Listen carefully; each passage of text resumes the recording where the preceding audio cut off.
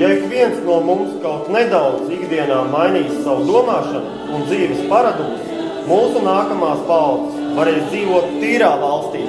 Un tas nemaz nav tik grūti!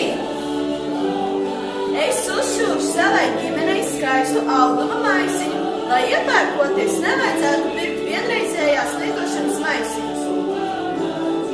Es palūkšu vecmammai, lai atsakās no papīra rēķiniem. Tā mūsu ģimene palīdzēs pasaulē kļūt zaļākai. Izejot no istabas, es vienmēr izslēgšu elektrību. Es neizmetīšu izlietotās baterijas, bet nesīšu tās uz bateriju savākšanas montiem. Lai samazinātu enerģijas un ūdens patēriņu, es mazgājot žogus vienmēr aizgriezīšu ūdens krānu.